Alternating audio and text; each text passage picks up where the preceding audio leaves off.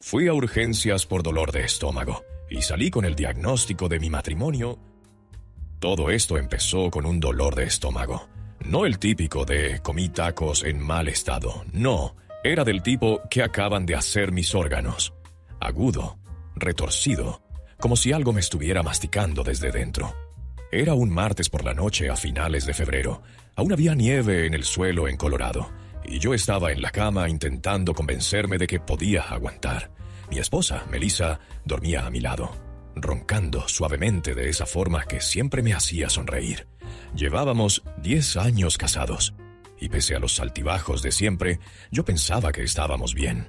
Ella trabajaba en bienes raíces, siempre ocupada, siempre con el teléfono. Yo trabajaba en TI a distancia, lo que básicamente significaba que vivía en pantalones de chándal y sobrevivía a base de cafeína. Pero esa noche, con chándal o sin él, ya no podía ignorar el dolor. Era como si alguien me estuviera girando un destornillador en las tripas. Hacia las 2:30 a.m., empujé a Melissa para despertarla y murmuré: «Creo que tengo que ir a urgencias». Parpadeó somnolienta y se incorporó. «¿Qué? ¿Ahora?». Asentí ya doblado del dolor. Vivimos cerca del Denver General, a unos 15 minutos.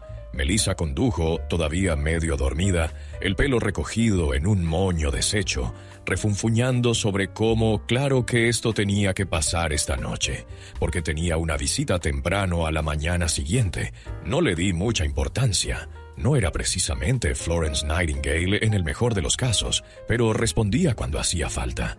Para cuando llegamos a urgencias, el dolor me tenía sudando la camiseta. Las luces fluorescentes, el olor estéril del desinfectante, las sillas duras de plástico, todo parecía surrealista. Me admitieron rápido, me pusieron una vía y empezaron a hacer pruebas.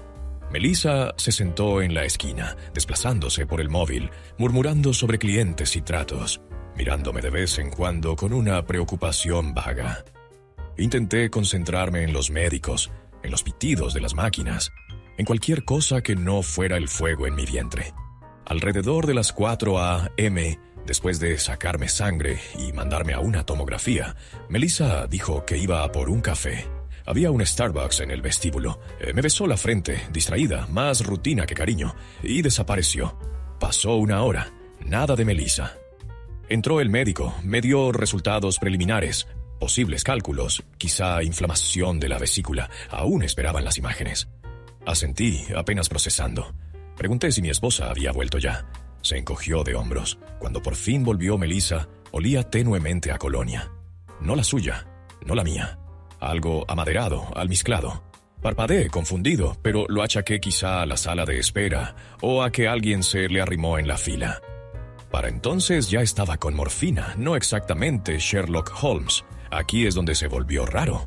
Más tarde esa mañana, cuando empezaron a llegar más familiares de pacientes, le pedí a Melissa que bajara al coche a por un cargador. Suspiró, claramente molesta, pero fue. Mientras estaba fuera, una enfermera entró y me entregó una carpeta con papeleo. Nada inusual, solo formularios del seguro. Pero al pasar las hojas, algo me llamó la atención. Era un registro de facturación. No mío, sino de otra paciente con nuestro mismo apellido. Misma dirección, nombre de pila distinto. ¿Y quién figuraba como contacto de emergencia? Melissa, mi esposa.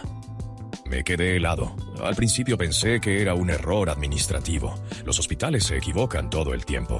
Tal vez alguien con un nombre parecido, quizá el sistema completó mal un dato.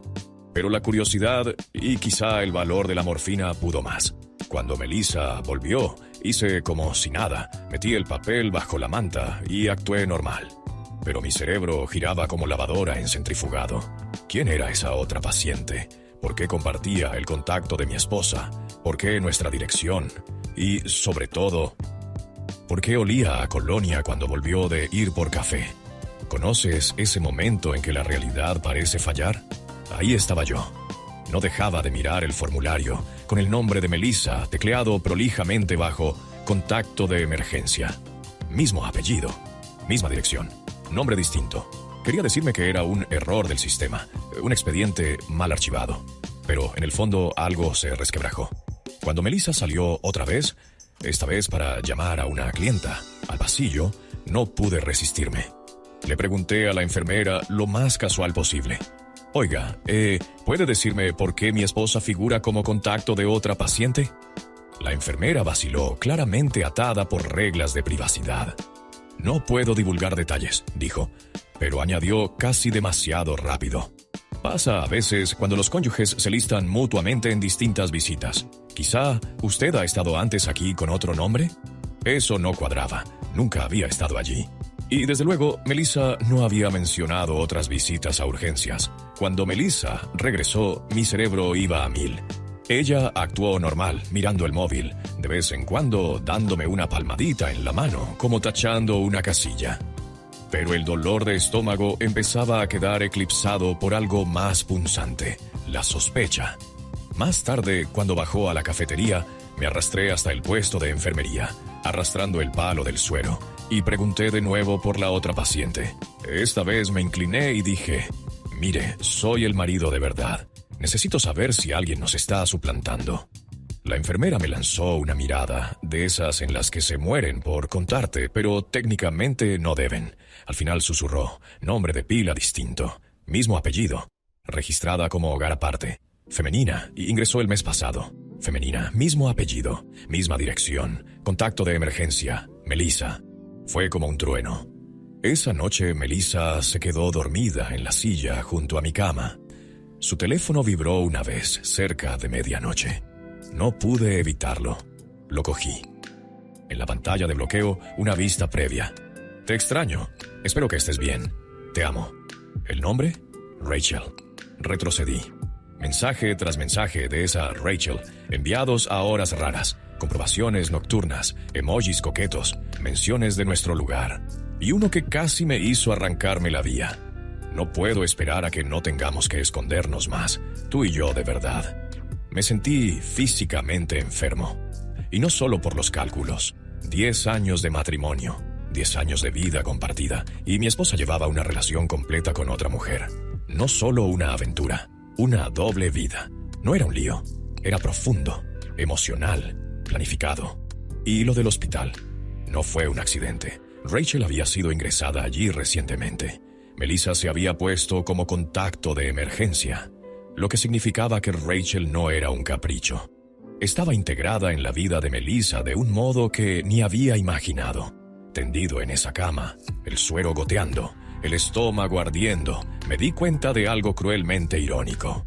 Había ido a urgencias por dolor de estómago, pero la verdadera enfermedad no estaba en mis tripas, estaba en mi matrimonio. Para cuando la enfermera hizo su ronda de medianoche, ya no pensaba en cálculos. No pensaba en sueros ni en dosis de morfina. Miraba el teléfono de Melissa en la silla, repitiendo ese mensaje de la pantalla en mi cabeza. No puedo esperar a que no tengamos que escondernos más, tú y yo de verdad. Parecía que todo mi matrimonio se condensaba en un solo texto, y de pronto todo era ficción. Melissa se removió en la silla, a medio dormir. Ya no pude contenerlo. Las palabras me salieron sin plan. ¿Quién es Rachel? Le dio un latigazo a la cabeza. Nunca olvidaré esa mirada, shock, luego cálculo, luego la máscara deslizándose a su sitio. ¿De qué hablas? Señalé su teléfono. No te hagas, vi los mensajes, y ni se te ocurra decirme que es una clienta. Por un segundo su cara parpadeó. Pánico, ira, algo parecido a vergüenza. Luego se recostó, cruzó los brazos y dijo, «Es una amiga». Me reí de verdad, lo cual probablemente parecía demente, tumbado en la cama con monitores pitando. Las amigas no se escriben sobre esconderse, las amigas no se listan como contacto de emergencia, las amigas no se dicen que no pueden esperar para estar juntas de verdad. Melissa calló. Cuando habló por fin, la voz le salió baja, defensiva. «No entiendes, las cosas han estado complicadas», quise gritar. 10 años de matrimonio, ¿y eso me da? ¿Complicadas? Apreté más. ¿Cuánto tiempo? Silencio. ¿Cuánto? Tiempo. Al final masculló. Un par de años. 2 años. 2 años viviendo otra vida mientras yo me sentaba frente a ella en la cena, sin idea. Fueron saliendo piezas, como un rompecabezas que no quería montar. Rachel era una mujer que conoció por el sector inmobiliario. Lo que empezó como simistad se volvió algo más. Repartía su tiempo, mostrando casas, trabajando hasta tarde, fines de semana fuera en conferencias.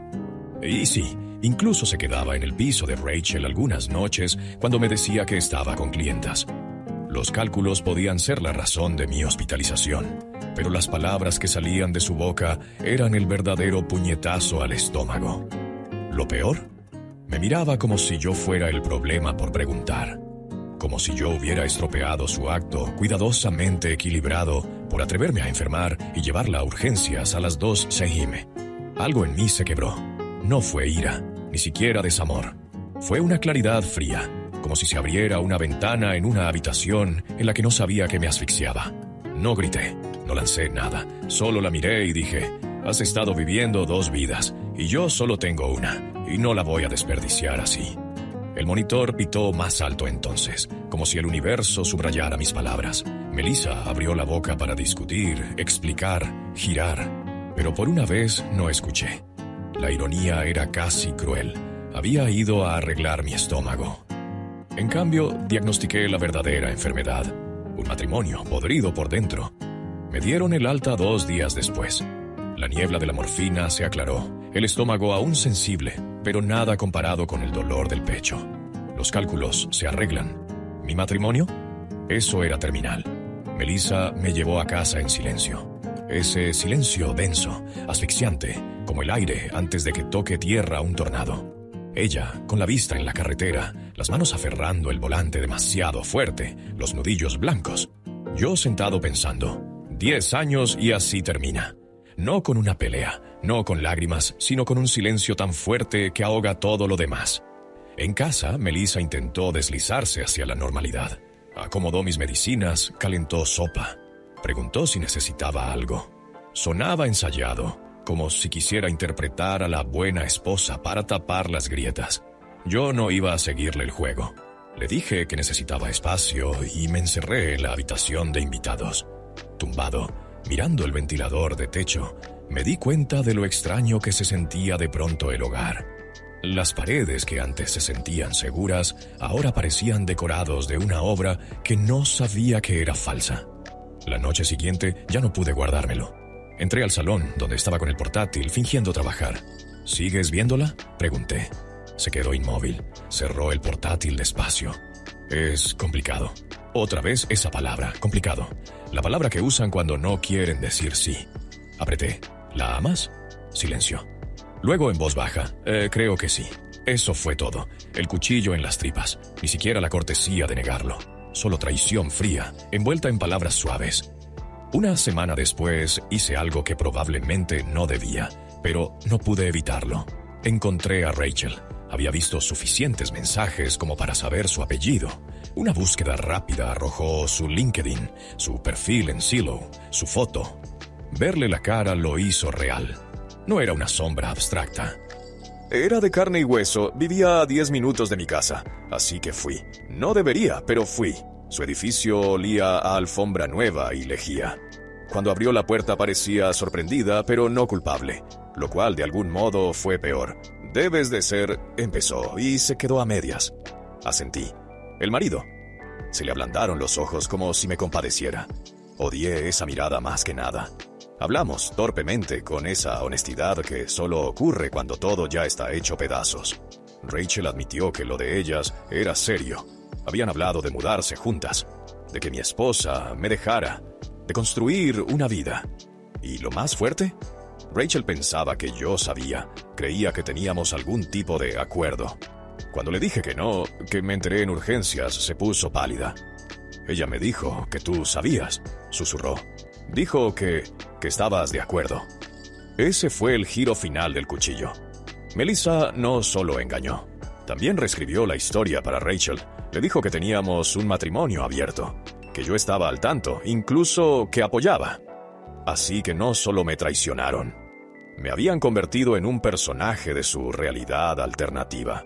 El marido despistado transformado en compañero cómplice. Al salir del piso de Rachel, sentí que pasaba de un mundo a otro. Un mundo donde mi matrimonio era mentira, mi esposa una desconocida, y yo el último en enterarse.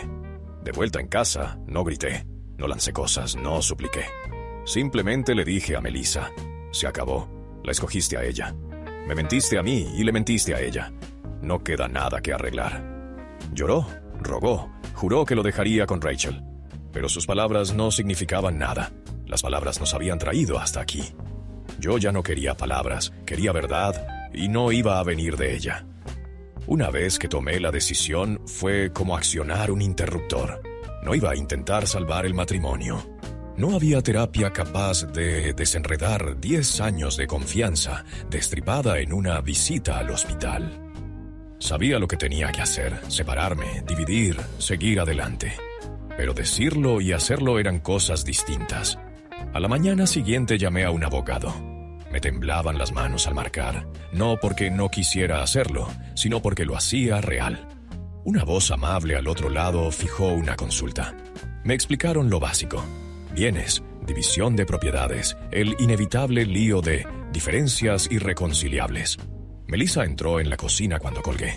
Me vio la cara, vio los papeles en la mano y por primera vez parecía asustada. ¿De verdad vas a hacer esto?, dijo. Ya lo hice, respondí. Lo peor, honestamente, fue contárselo a las familias. 10 años de mezclar navidades, vacaciones, reuniones.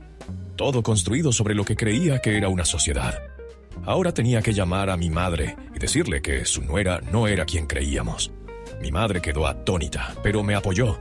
Mi padre murmuró algo como: nunca me gustó lo pegada que estaba a ese teléfono. Los padres de Melissa, otro circo. Cuando les dijo que nos separábamos, su madre me culpó de inmediato. Tú trabajas desde casa todo el día. Quizá se sentía sola, como si mi vesícula la hubiera empujado a los brazos de otra persona. Su padre estuvo más callado, pero le vi la decepción en los ojos, no hacia mí, sino hacia ella. Me abrazó más tiempo del que abrazó a su propia hija esa noche. Eso lo dijo todo. Nuestro grupo de amigos se partió como una falla. Las parejas con las que cenábamos, la mitad se mantuvo neutral, invitándonos torpemente a ambos. La otra mitad cortó a Melissa en seco cuando supieron de la doble vida. Mi amigo más cercano, Dan, vino con whisky y comida china. Nos sentamos en el sofá, las cajas abiertas, un partido de la NBA de fondo, y solo dijo: hermano, no sé ni qué decir, pero que le den, te merecías algo mejor. A veces eso es todo lo que necesitas. Separar una vida es brutal. ¿Quién se queda los muebles? ¿La vajilla? ¿El perro? Por suerte, sin hijos, pequeñas misericordias. Melissa suplicó quedarse con la casa. Dijo que era su lugar seguro. La ironía casi me tumba. Le dije que bien, pero no me iba sin mi parte de la plusvalía.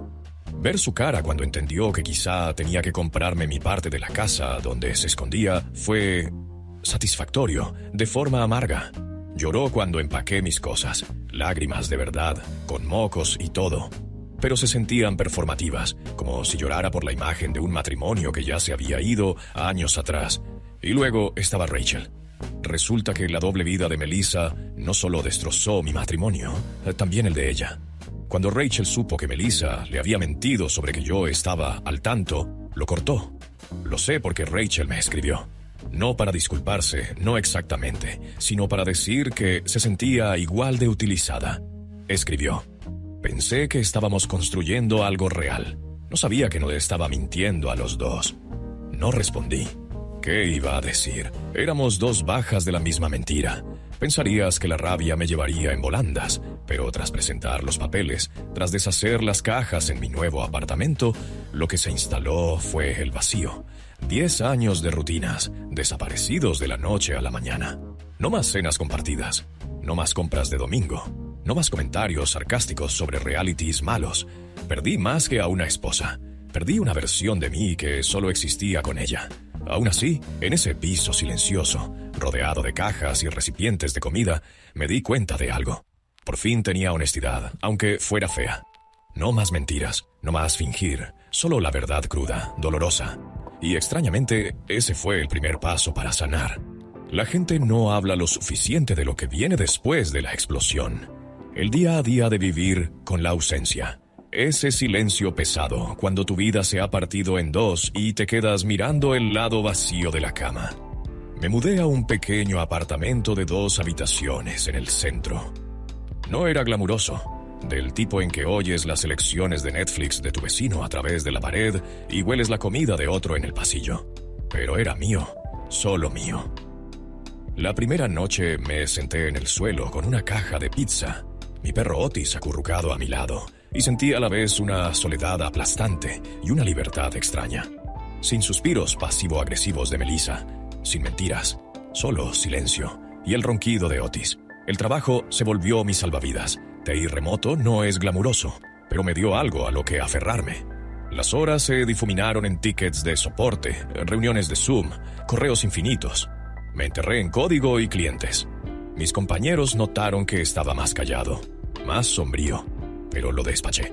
La verdad pesaba demasiado para explicarla por Slack. Claro, Melissa no desapareció. El divorcio es papeleo, pero el desamor es memoria. Veía su nombre saltar en fotos antiguas cuando el teléfono generaba recuerdos. Olía su perfume en una chaqueta que no usaba hacía meses. Pasaba frente a un cartel de bienes raíces con su cara sonriente y se me revolvía el estómago. Y a veces, de noche, ella escribía. Siempre vago, siempre manipulador. No sé extraño. ¿Piensas alguna vez en lo que teníamos? Cometí un error. Al principio respondí, corto, seco. Luego dejé de hacerlo. Entendí que no buscaba arreglar nada. Buscaba mantenerme atado, asegurarse de que yo siguiera en su órbita. Tuve que cortar el cordón. Rachel también se desvaneció, aunque no del todo. Una vez, meses después de firmar el divorcio, me la crucé en el súper. Cruzamos miradas en el pasillo de frutas. Se la veía cansada, mayor, como si el lío la hubiera envejecido igual que a mí. Me dedicó una sonrisa triste. Asentí. Eso fue todo. Dos desconocidos con demasiada historia como para volver a hablar. Lo extraño del divorcio es que te obliga a reconstruir no solo rutinas, sino identidad. Durante años fui el marido de Melissa. Cada decisión, vacaciones, cenas, incluso qué series ver, pasaba por su órbita. Ahora era solo yo. Así que probé cosas. Retomé aficiones que había pospuesto. Empecé a correr mal. Me uní a un equipo de trivia en un bar local. Incluso hice un viaje solo de fin de semana a Santa Fe, solo porque podía. Por primera vez en años, mis decisiones eran mías. Los amigos respondieron. Dan, sobre todo. Hizo un ritual. Viernes por la noche, whisky y comida basura, NBA o NFL según la temporada. A veces hablábamos de Melissa, a veces no. A veces solo nos sentábamos en silencio, que era exactamente lo que necesitaba. Mis padres también estaban encima. Mi madre mandando mensajes de pensando en ti. Mi padre pasándose a arreglar cosas del piso que ni sabía que estaban rotas. Poco a poco, pieza a pieza, entendí que no estaba solo.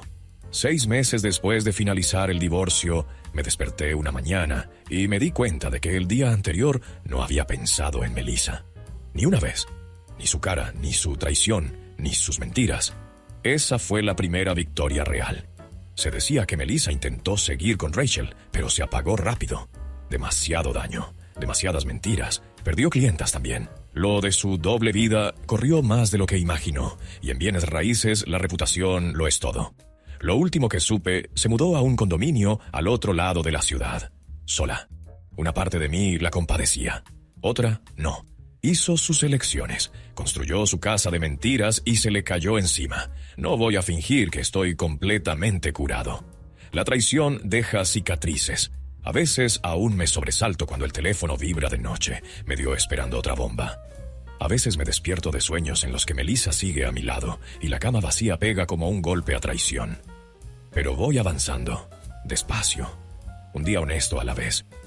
Ha pasado 1 año desde aquella noche en urgencias y la vida se siente distinta, no perfecta, no del todo sanada, pero innegablemente distinta. Nuestro 10º aniversario de boda habría sido el mes pasado. En lugar de una reserva, en lugar de que Melissa hiciera un post perfecto de Instagram sobre 10 años con mi mejor amigo, me senté en el balcón con Otis a mis pies, bebiendo una cerveza y mirando el skyline de Denver. ¿Y sabes qué? Se sintió en paz. Sí, solo, pero en paz. Por primera vez en años, la fecha no iba de fingir celebrar algo que ya se estaba pudriendo por debajo. Eso no significa que el fantasma de Melissa no aparezca. A veces está en las pequeñas cosas. pasar en coche por la casa que compartimos, oír en el súper una canción que le encantaba, encontrar una sudadera vieja al fondo del armario que todavía huele un poco a su perfume. Duele, cada vez, pero ahora duele menos, como tocar una cicatriz antigua, tierna, pero ya no sangra. Aún pienso en lo absurdo, que fui a urgencias por dolor de estómago, preparándome para malas noticias médicas, solo para descubrir que la verdadera enfermedad estaba sentada a mi lado. Si no hubiera ido esa noche, ¿cuánto más habría durado la mentira? ¿Otro año? ¿5? Se habría ido un día sin más, dejándome armar el rompecabezas después. De algún modo retorcido, esos cálculos me salvaron. El dolor me empujó a un lugar donde la verdad se coló. No voy a endulzarlo. Reconstruirte tras la traición es brutal, pero también aclara. He vuelto a disfrutar pequeñas libertades. Decorar mi piso como quiero. Cocinar cenas horribles sin que me juzguen. Gastar en lo que quiero sin discutir sobre metas compartidas. Decir sí a planes sin revisar el calendario de nadie. Incluso empecé a salir otra vez con cautela. Nada serio aún, pero suficiente para recordar que la conexión no tiene por qué venir con engaño. Si saco algo de todo esto, es que la honestidad importa más que la comodidad. Melissa y yo podríamos haber arrastrado otra década de fingir, sonreír para las fotos, hacer charla educada en eventos familiares, pero habría sido hueco. Prefiero vivir solo en un piso cutre con honestidad que en una casa bonita construida sobre mentiras. Por lo que he oído por conocidos, la carrera de Melissa en bienes raíces se resintió. La gente no confía en alguien cuya reputación personal está hecha trizas. Ella y Rachel no duraron, y al parecer está saliendo con alguien nuevo. Bien por ella, supongo. No la odio. Tampoco la amo. Es alguien que solía conocer, un personaje de un capítulo pasado. A veces aún me quedo despierto pensando en lo frágil que es todo. Cómo una visita a urgencias puede desmantelar una década. Cómo la persona en la que más confías puede ser una desconocida bajo el mismo techo. Pero también pienso en la resiliencia. En cómo, incluso entre los escombros, puedes encontrar piezas que valen la pena. En cómo empezar de nuevo da miedo, pero no es imposible, así que sí. Fui a urgencias por dolor de estómago. Salí con un diagnóstico que no tenía nada que ver con mi cuerpo y todo que ver con mi vida. Dolió, me rompió. Pero al romperme, encontré algo que no sabía que había perdido. A mí mismo.